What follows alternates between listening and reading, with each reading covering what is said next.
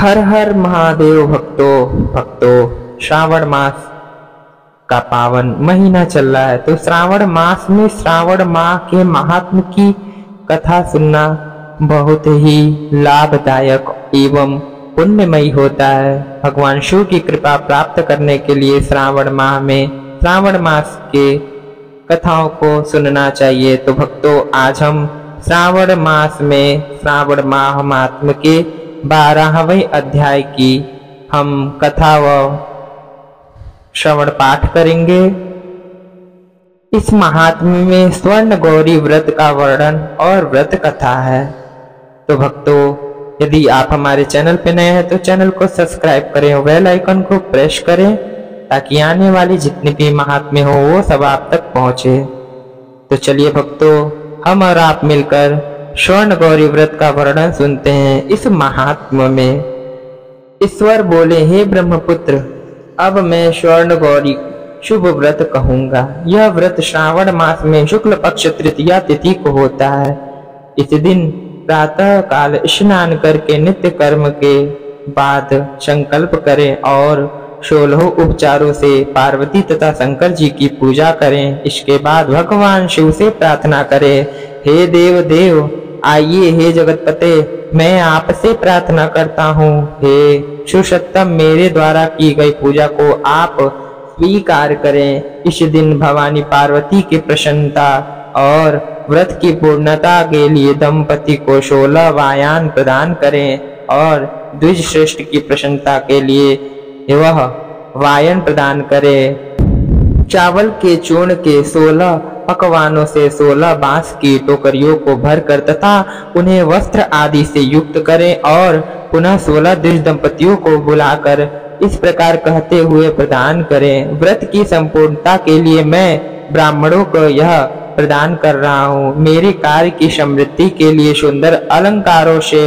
विभूषित तथा पतिव्रत से सुशोभित हे शोभामयी सुहागिन स्त्रियां उन्हें ग्रहण करें। इस प्रकार 16 वर्ष अथवा 8 वर्ष या 4 वर्ष या 1 वर्ष तक इस व्रत को करके शीघ्र ही इसका उद्यापन कर देना चाहिए।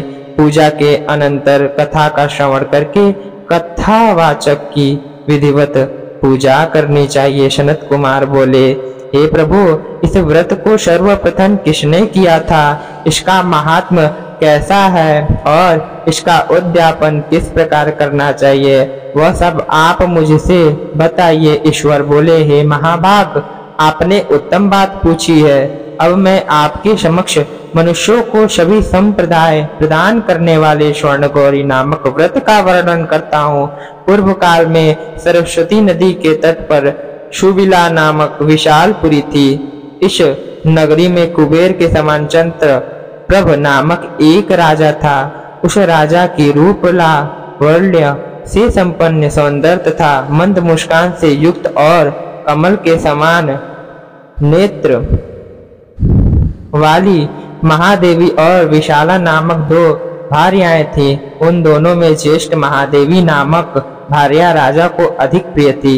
आखेट करने में आसक्त मन वाले वे राजा किसी समय वन में गए और सिंहों, शार्दूलों, शूकरों, वन्य भैंसों तथा हाथियों को मारकर प्यास से आकुल होकर उस घोर वन में इधर उधर भ्रमण करते रहे। राजा ने उस वन में चकवा, चकवी तथा बत्तखों से युक्त भ्रमरों तथा पीकों से समन्वित और विकसित मल्लिका, चमेली, कुमुद तथा कमल से सुशोभित अप्सराओं का एक सुंदर सरोवर देखा। उस सरोवर के तट पर आकर उसका जल पीकर राजा ने भक्ति पूर्वक गौरी का पूजन करती हुई अप्सराएं को देखा। तब कमल के समान नेत्र वाले राजा ने उनसे पूछा, आप लोग क्या कर रही हैं? इस पर उन सब ने कहा, हम लोग स्वर्ण गौरी नामक उत्तम व्रत कर रही हूँ। यह व्रत मनुष्यों को सभी संप्रदाय प्रदान करने वाला है। हे नृपश्रेष्ठ, आप भी इस व्रत को कीजिए। राजा बोले, इसका विधान कैसा है और इसका फल क्या है? मुझे यह सब विस्तार से बताइए। तब वे सारी स्त्रियां बताने लगी, हे राजन, यह स्वर्ण गौरी नामक व्रत श्रावण मास की शुक्ल पक्ष की तृतीया को किया जाता है। इस व्रत में भक्ति पूर्वक अत्यंत प्रसन्नता के साथ पार्वती तथा शिव की पूजा करनी चाहिए। पुरुष को 16 तारों वाला एक डोरा दाहिने हाथ में बांधना चाहिए। स्त्रियों के लिए बाएं हाथ में या गले में इस डोरे को बांधना चाहिए। यह सब सुनने के बाद संयत चित्त वाले राजा ने इस व्रत को संपन्न करके 16 धागों से युक्त डोरे को अपने दाहिने हाथ में बांध लिया। उन्होंने कहा, हे देव देवेशी, मैं इस डोरे को बांधता हूँ, आप मेरे ऊपर प्रसन्न हो और मेरा कल्याण करें। इस प्रकार देवी का व्रत करके वे अपने घर आ गए। राजा के हाथ में डोरा देखकर ज्येष्ठ रानी महादेवी ने पूछा और सारी बात सुनकर वह राजा के ऊपर अत्यंत कुपित हो उठे। राजा ने कहा, ऐसा मत करो। लेकिन रानी ने उस डोरे को तोड़कर बाहर एक सूखे पेड़ के नीचे फेंक दिया। उस डोरे के स्पर्श मात्र से वह वृक्ष पल्लवों से युक्त हो गया। उसके बाद उसे देखकर दूसरी रानी भी आश्चर्यचकित हो उठी। उस वृक्ष पर स्थित टूटे हुए डोरे को उसने अपने हाथ में बांध लिया। उसी समय से उसके व्रत के महात्म्य से वह रानी राजा के लिए अत्यंत प्रिय हो गई। वह ज्येष्ठ रानी व्रत के अपचार के कारण राजा से तक्त होकर दुखी हो वन में चली गई।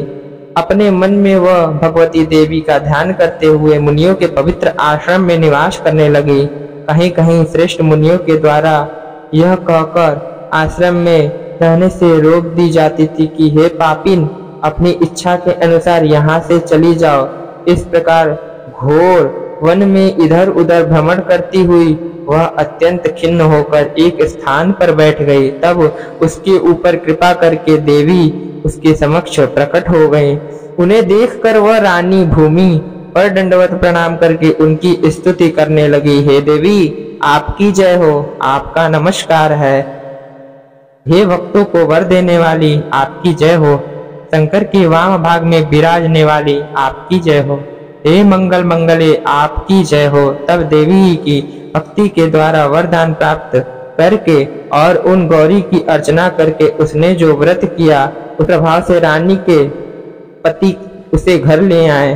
उसके बाद देवी की कृपा से उसकी सभी कामनाएं पूर्ण हो गई। राजा सभी समृद्धि से संपन्न हो उन दोनों के साथ पूर्ण रूप से राज्य करने लगे। अंत में राजा ने उन दोनों रानियों सहित शिवपद को प्राप्त किया, जो स्वर्ण गौरी के इस उत्तम व्रत को कहता और सुनता है वह मेरा तथा गौरी का अत्यंत प्रिय होता है। विपुल लक्ष्मी प्राप्त करके तथा भूलों में शत्रु समूह को पराजित कर शिव के विशुद्ध लोक हो जाते हैं। हे सनत कुमार, अब आप तृप्तचित्त होकर इस व्रत के उद्यापन की विधि सुनिए।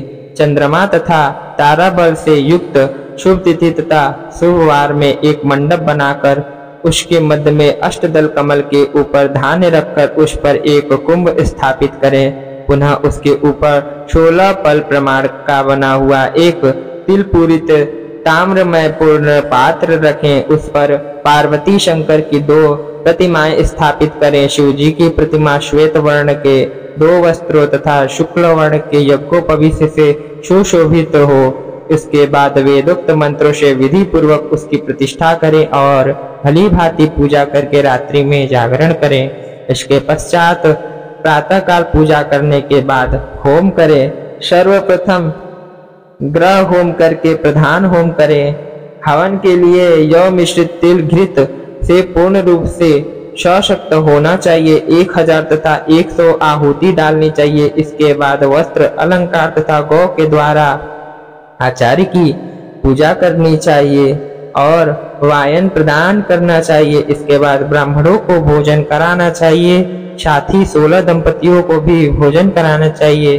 अपने द्रव्य सामर्थ्य के अनुसार उन्हें भूयसी दक्षिणा देनी चाहिए। अंत में हर्षोल्लास से युक्त होकर बंधुजनों के साथ स्वयं भोजन करना चाहिए। इस प्रकार से स्कंद पुराण के अंतर्गत ईश्वर सनत कुमार संवाद में श्रावण मास महात्म्य में तृतीया में स्वर्ण गौरी व्रत कथन नामक 12वां अध्याय पूर्ण होता है। बोलिए शंकर भगवान की जय। हर हर महादेव। वीडियो पसंद आई हो तो वीडियो को